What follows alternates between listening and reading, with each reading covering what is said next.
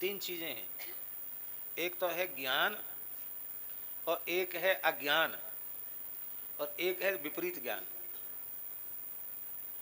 तो किसी को ज्ञान नहीं है वह अज्ञानी है, यहां तक ठीक है, बहुत ध्यान से सुने। ज्ञान नहीं है वह अज्ञानी है।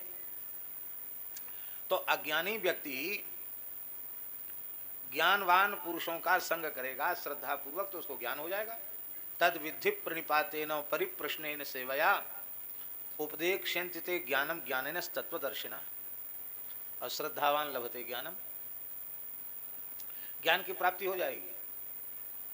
इसलिए अज्ञान बुरा नहीं है, अज्ञान निवृत्त हो जाएगा तो ज्ञान तो हमारा स्वरूप है, ज्ञान कहीं से आता जाता नहीं है, हम ज्ञान स्वरूप ही हैं।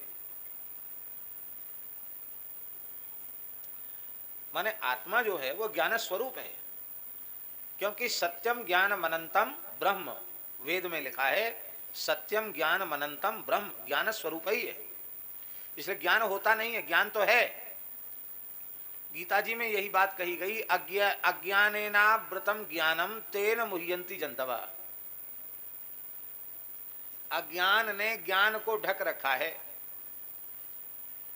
ज्ञान विज्ञान संपन्न भगवत भक्त साधु पुरुषों के संग से अज्ञान का आवरण समाप्त हो जाता है, हट जाता है और वह अपने ज्ञान स्वरूप में स्थित हो जाता है, स्वरूप में अवस्थान हो जाता है। पर जो विपरीत ज्ञान है वो स्थिति बड़ी खराब है। विपर्य ज्ञान माने विपरीत ज्ञान, विपरीत ज्ञान वाला व्यक्ति अपने को अज्ञानी तो बिल्कुल नहीं मानता, अपने को महान ज्ञानी मानता है। और दुख की बात यह है कि अपने विपरीत ज्ञान को, अपने जो अज्ञान से भी खतरनाक है, उस विपरीत ज्ञान को ही ज्ञान मानकर जीता रहता है। यह विपरीत ज्ञान मनुष्य में क्यों होता है? बहुत सुंदर बात, ईसात अपेतस्य विपर्ययः। जब जीव भगवान से विमुख हो जाता है तो उसे विपरीत ज्ञान हो जाता है। भगवत विमुख प्राणी को विपरीत ज्ञान होता है।